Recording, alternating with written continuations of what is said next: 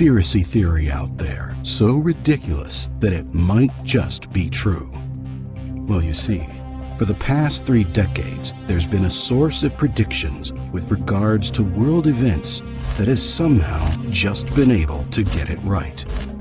From predicting the result of the 2020 election with Donald Trump to the Disney-Fox merger, the Simpsons have gotten it eerily accurate, with most of the predictions happening almost a full decade later. The Simpsons predicting the future. Have you ever wondered how The Simpsons can predict the future? The Simpsons predicted the future. The Simpsons predicted. 3 times The Simpsons predicted the future. How about The Simpsons? They predicted how The Simpsons predict the future. It doesn't stop there.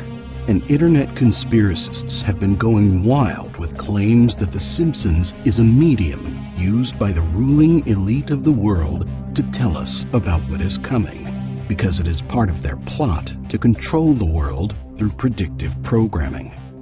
Or how about the fact that the show's creator is a Freemason or a time traveler sent back to warn us about the future? Truth be told, it was getting kind of crazy. But the one question that still remained was the predictions.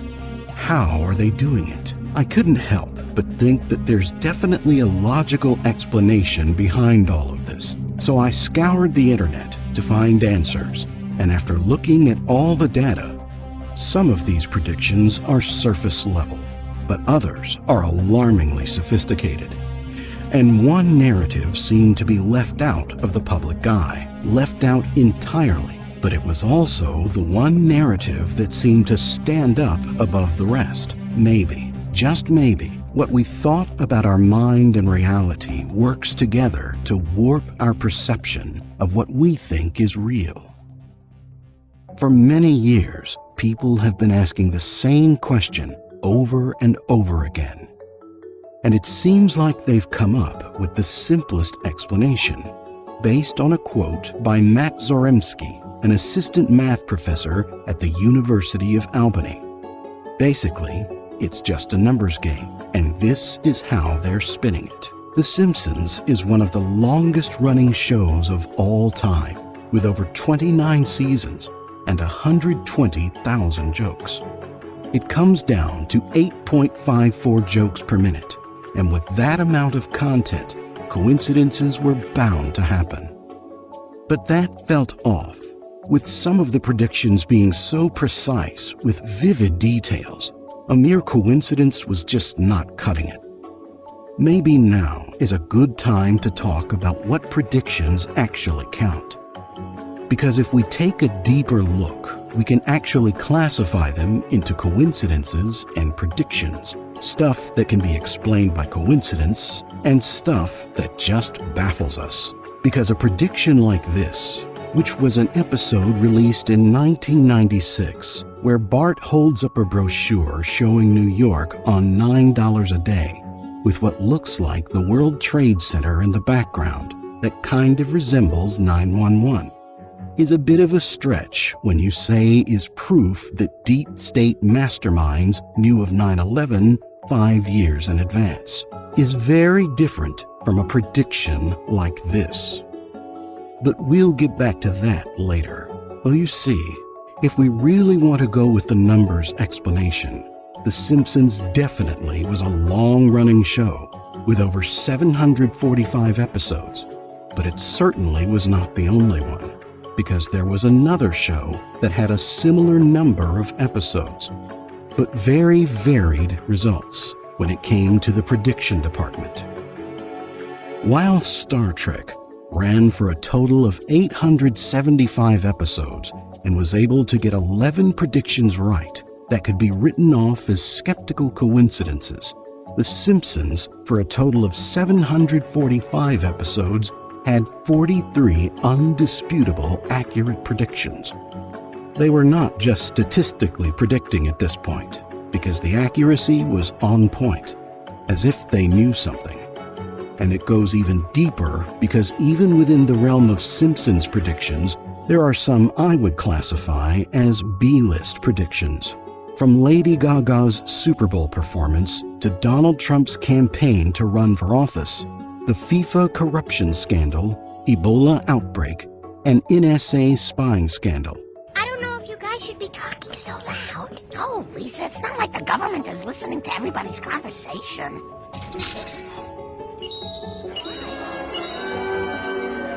And even more recently, the dubious Paris Olympics opening performance. There are things that were too accurate to be a coincidence.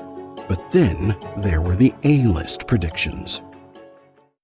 In Episode 2, Season 10 of The Simpsons, titled The Wizard of Evergreen Terrace, it told the story of how Homer was inspired by the work of Thomas Edison and wanted to do something great in his own right and got to inventing. Frankly, it was ranked as one of the worst episodes in the history of Simpsons television. But everything would change in the year 2012. Well, you see, in that year, the Higgs-boson particle, or God particle, was found. The equation that predicted the mass of a particle looked like this. And for whatever reason, it looked exactly the same as this scene from the Season 10 episode. Except that this episode was released in 1998, a whole 14 years before the God particle was found. And what's more interesting, the equation in the Simpsons episode was only off by about this amount. No doubt luck may play a part in this, but there is no way that a numbers game can come up with that. How were they doing it? The accuracy, I don't get it, and it just doesn't make sense. How are they looking into the future? It seems like every other day there is news about a decade-old Simpsons prediction that just came true. Could the theories possibly be true? Was the time-traveling creator of the show trying to warn us of some impending doom? Or was the ruling elite trying to control the world? That is where I came across this man. In 2013, Simon Singh wrote a book called Simpsons and Their Mathematical Secrets. Despite being known for that book, he's actually very gifted in other ways, being a theoretical and particle physicist that contributed to other discoveries at CERN, where the Higgs boson was discovered. Well, you see, in the course of writing his book, to find the answer to these strange phenomena and predictions, he went straight to the source. The writer for the particular episode in question, a man by the name of David Cohen. David Samuel Cohen, better known as David X. Cohen, did a degree in physics and then did a master's degree in computer science at Harvard, and then had published papers in the mathematical journals.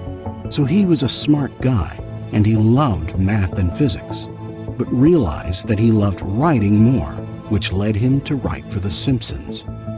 Well, you see, during the writing of that episode, he had the idea of putting an equation on the blackboard, so he called up his old school friend, David Sheminovich. Being part of a teenage gang of computer programmers called the Glitch Masters at Harvard, both of them were pretty tight and pretty academic. So when it came time to write the episode, David Sheminovich, now a professor at Columbia, was able to give an equation for the episode that was not only somewhat accurate, but within the ballpark of the mass that was discovered in 2012. And well, we all might think that it's accurate, but according to the man himself, an answer with this much of an error might seem very insignificant to us, but to the people who know their stuff, that is a very, very big difference. Well, that explains one instance, but how about the other 30 predictions? That's when I came across this video. So I'm really thrilled today to have our distinguished panel members with us. They are award-winning writers and producers of The Simpsons, Futurama, The Big Bang Theory, and other shows. Our panelists also hold an impressive array of degrees in mathematics, computer science, and philosophy, among others. But the other thing is you could assemble a panel of other kinds of nerds from The Simpsons as well.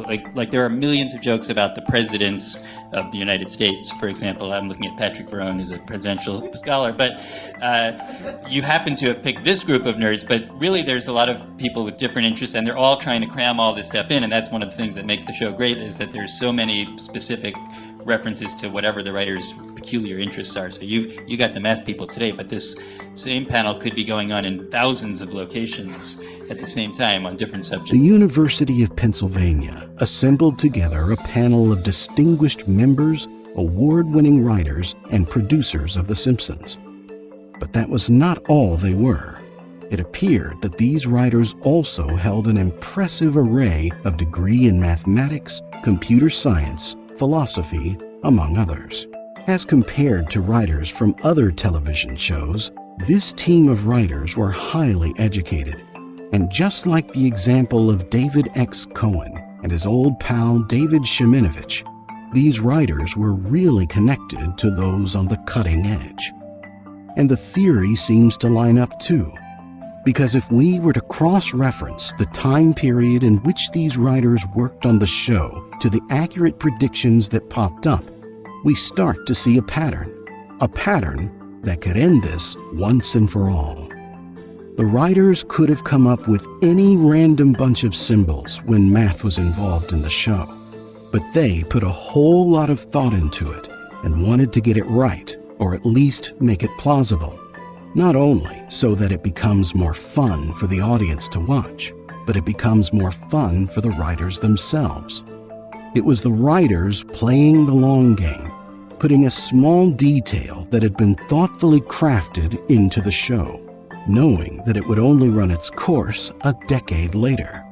Maybe another explanation for all of this is that the writers were just well-connected and took the time to stop and look around and make fun of something not in the public eye. Isn't that what good satire writing is all about? Maybe they were not time travelers after all. Going through the research for this video, I really wanted to gravitate towards the unknown and believe in the actual conspiracy. And thinking back, it is scary how our human minds tend to overcomplicate things and see things that are not there. What we thought as predictions were just educated guesses and coincidences. Maybe it's true then.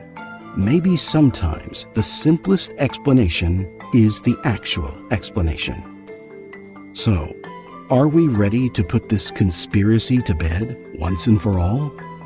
But then again, who knows? Maybe this whole video was just a diversion from the actual truth, and we've been puppets manipulated by the media this whole time.